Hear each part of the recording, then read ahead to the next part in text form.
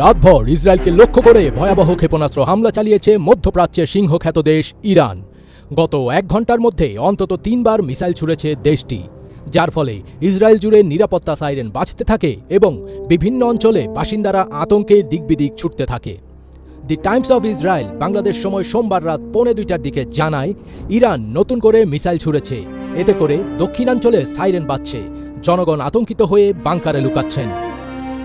অন্যদিকে পারস্য উপসাগরে মার্কিন বিমানবাহী রণতরী ইউএসএস আব্রাহাম লিঙ্কনে ক্ষেপণাস্ত্র হামলার দাবি করেছে ইরানের রেভলিউশনারি গার্ডস। তবে একজন মার্কিন কর্মকর্তা আল জাজিরাকে জানিয়েছেন, ইরানের ক্ষেপণাস্ত্র হামলা আব্রাহাম লিঙ্কনকে আঘাত করেনি এবং রণতরীটি স্বাভাবিক কার্যক্রম চালিয়ে যাচ্ছে। যদিও এর পক্ষে কোনো প্রমাণ দেখাতে পারেননি তিনি।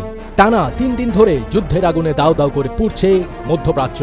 খামেনি হত্যার প্রতিশোধ নিতে ইসরায়েল সহ মধ্যপ্রাচ্যে থাকা মার্কিন ঘাঁটিগুলো নিশানা করেছে ইরান।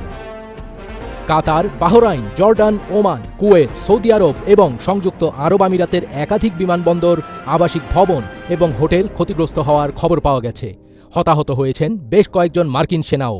তেল আবিব, হাইফা এবং জেরুজালেমের একাধিক ইসরায়েলি লক্ষ্যবস্তুতেও ইরানের ক্ষেপণাস্ত্র হামলায় হতাহত ও ক্ষয়ক্ষতির খবর পাওয়া গেছে। সূত্র জানিয়েছে, ইরানের একটি মিসাইল সরাসরি তেল আবিবে আঘাত এনেছে। তবে বাকি মিসাইলগুলো আকাশে ভূপাতিত করে দেওয়া হয়েছে কিনা সেটি নিশ্চিত নয়।